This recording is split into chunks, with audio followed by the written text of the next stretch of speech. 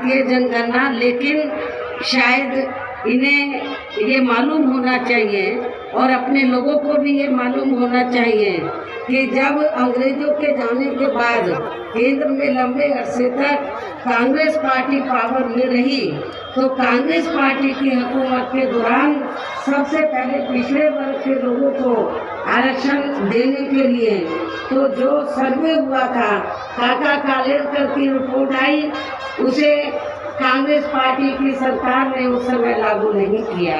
उसके बाद मंडल कमीशन की रिपोर्ट आई, उसे कांग्रेस पार्टी की सरकार ने लागू नहीं किया। तो जो कांग्रेस पार्टी अति पिछड़े वर्गों की मंडल कमीशन की रिपोर्ट को जिसने लागू नहीं किया, काका कालेलकर की रिपोर्ट को लागू नहीं किया, आज वो चुनाव के दौरान पिछड़े वर्गों की वोट लेने के लिए जो बड़ी बड़ी बातें कर रहे हैं जातीय जनगणना की, मेरे ख्याल आप लोगों को इनकी हवाई बातों के बहकावे में नहीं आना चाहिए, खास तौर से पिछड़े वर्ग के लोगों को। और पिछड़े वर्ग के लोगों को जो आरक्षण की सुविधा मिली है, तो ये देन बीएसपी की है। बीएसपी के अथक प्रयासों से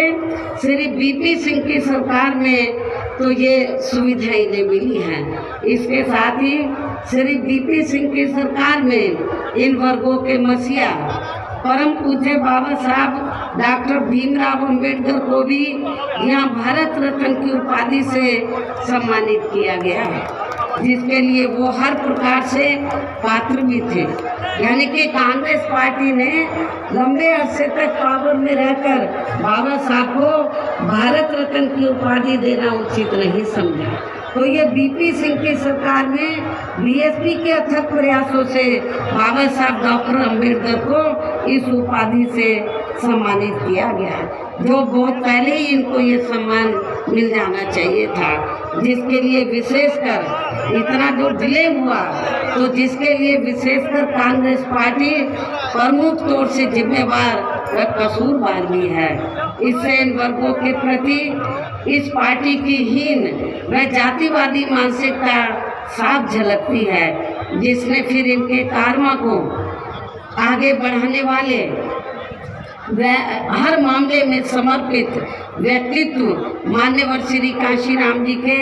देहांत होने पर केंद्र में रही इसी कांग्रेस पार्टी की सरकार के चलते एक दिन का भी राष्ट्रीय शोक घोषित नहीं किया गया था। इसे भी आप लोगों को याद रखना चाहिए। यहाँ मैं इन वर्गों के मामले में ये भी कहना चाहूँगी, केंद्र द्वारा देश की लोकसभा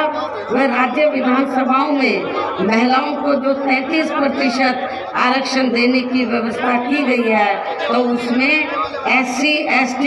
व OBC वर्गों की महिलाओं को अलग से कुछ भी आरक्षण नहीं दिया गया है।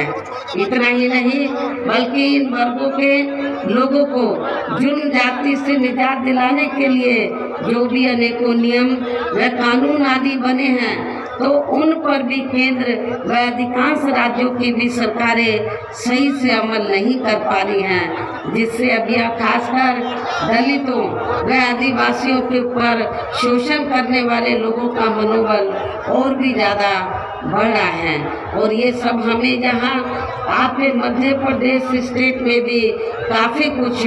देखने के लिए मिल रहा है। इसी प्रकार हमें पूरे देश में मुस्लिम व अन्य धार्मिक अल्पसंख्यक समाज के लोगों की भी हालत कोई खास अच्छी नज़र नहीं आती है, जिसका काफ़ी कुछ खुलासा केंद्र सरकार की सच्चर कमेटी की रिपोर्ट में भी किया गया है। इनके साथ साथ अपर कास्ट समाज में से खासकर गरीब लोगों की भी आर्थिक स्थिति अभी भी पूरे देश में यहाँ काफ़ी ज़्यादा खराब व दयनीय बनी हुई है। इनके अलावा आपके प्रदेश से